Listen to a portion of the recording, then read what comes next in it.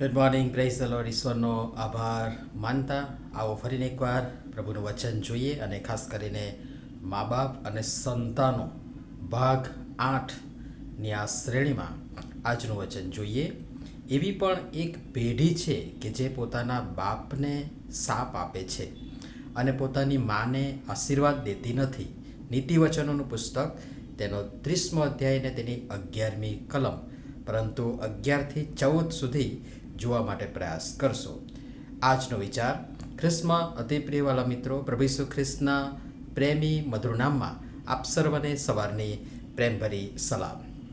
આ જ અધ્યાયમાં મેં કહ્યું એ પ્રમાણે આગળની બીજી 3 કલમો, એટલે ટોટલ 4 કલમ 11 થી 14 સુધીની કલમો 4 પેઢીને રજૂ કરે છે. અને ચારેય કલમો વાંચી વિચારશો તો સાંપ્રત સમય વર્તમાન પેઢીમાં આ ચારેય પ્રકારના ગુણ તો કદાચ ન કહી શકું, કિંતુ અવગુણ અને અપલક્ષણો જરૂર કહી શકાય, જે ભરપૂર માત્રામાં જોવા મળશે. હમણાંની પેઢીમાં મા બાપને રસ્તે રઝળતા મૂકી તરછોડી ચાલી જાય, મા બાપને ધાર્મિક કામના બહાને લઈ જઈ પડતા મૂકી જતા રહે, મા બાપને પોતે સંતાનો તરીકે પોતે વૃદ્ધાશ્રમમાં કે આશ્રય સ્થાનોમાં મૂકી આવે, મા બાપને ગળદા પાટુનો માર મારે, મા બાપની પેટે પાટા બાંધી જમા કરેલ પૂંજી અને પ્રોપર્ટી હડપ કરી લે, મા બાપને એકલા અટુલા મૂકી પોતે દેશ અથવા પરદેશમાં તેમનાથી દૂર અલગ રહી મોજ મજા મારે, પોતે ભાવતા ભોજન જમે ને ઘરડા મા બાપ સૂકા વાસી રોટલા ને એક ટંકના જમણ માટે પણ રીબાઈ. ઘણું બધું મૂકી શકું છું, મોટું યાદી આપી શકું છું, પરંતુ હવે પછી બીજું તમે એડ કરવા પ્રયાસ કરશો. આ બધું આ પેઢી માટે નવું નથી. અને જાણે હવે તો આપણે આ બધું જોઈ જોઈને ટેવાઈ ગયા છે ને, એટલે આપણને હવે આશ્ચર્ય પણ નથી લાગતું. બાપને શાપ આપનાર અને માને માટે અભિશાપ રૂપ સંતાન, અભિશાપ સમાન સંતાન આજે દર ચોથા ઘરમાં અવશ્ય મળશે. અને આ બહુ મોટો ગંભીર પ્રશ્ન છે. વળી પાછી આ પેઢી બહારના લોકોને તો બહુ જ પવિત્ર દેખાડશે, જણાશે, કિંતુ અંદરથી મલિન છે. જેમ વચન કહે છે તેમ પોતાની મલિનતામાંથી સ્વચ્છ થતી નથી. જેની આંખો ઊંચી ચઢેલી ને પોપચા ઊંચા કરેલા છે. મતલબ સાહેબ, તમને અનુભવ હશે જ. વાતમાં ગુસ્સો, મોં ફૂલાવાનું તો ઠીક, પણ આંખો કાઢવાની અને મા બાપ સાથેની ગેરવર્તનની ટેવ આજના બાળકોને પડી ગઈ છે.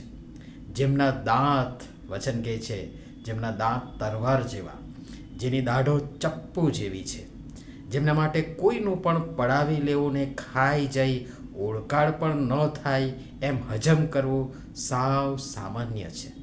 પણ આગળ બહુ ભયંકર કહ્યું છે વચનમાં. 17મી કલમ જોશો તો ત્યાં લખ્યું છે કે જે આંખ પોતાના બાપની મસ્કરી કરે છે અને જે પોતાની માની આજ્ઞા માનવાનું તુચ્છ ગણે છે, તેને ખીણના કાગડા કોચી કાઢશે અને ગીધના બચ્ચા તેને ખાઈ જશે. બહુ જ ભયંકર. આમ વાંચવા પૂરતું કે સાંભળવા પૂરતું સાંભળશો તો બહુ ખબર નહીં પડે અને ઉપરથી જશે, પરંતુ એને ઊંડાણથી વિચારો, જુઓ.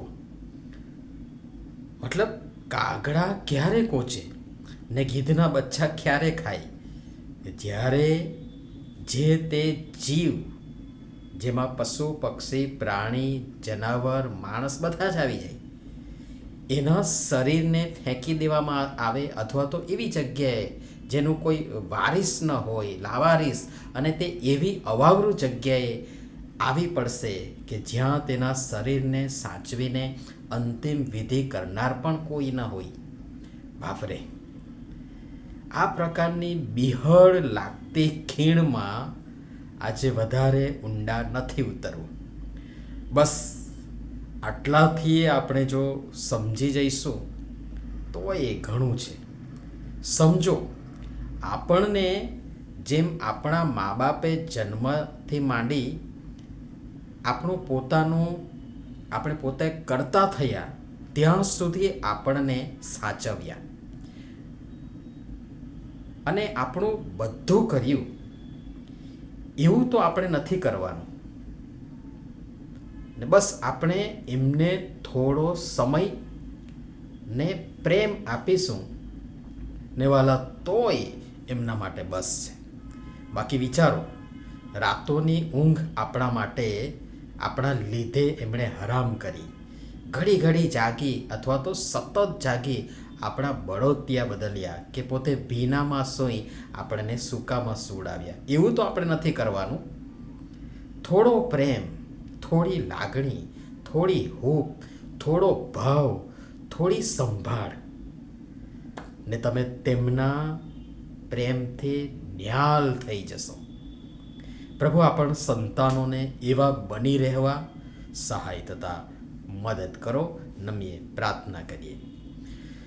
પ્રેમાળ પિતા, અત્યાધુનિક યુગ અમને અમારા મા બાપ અને સ્વજનોથી પણ અળગો કરી રહ્યો છે અને અમે સમયના વહેણમાં તણાતા અને ખેંચાતા વહીએ જઈ ન કરવાનું ને ન બોલવાનું વલણ અપનાવી ખુદ એ ખાઈમાં ધકેલાઈ રહ્યા છીએ, જ્યાં કાગડા કૂદશે ને ગીધના બચ્ચા ખાઈ જશે ને જ્યાં નર્દમ નાશ છે. કૃપા કરી અમને જાગી જવા અને આવા ભયંકર પરિણામથી બચવા અમારી સૌની તમે સહાય મદદ કરો. પ્રભુ ઈસુના નામમાં આમીન. ધન્યવાદ.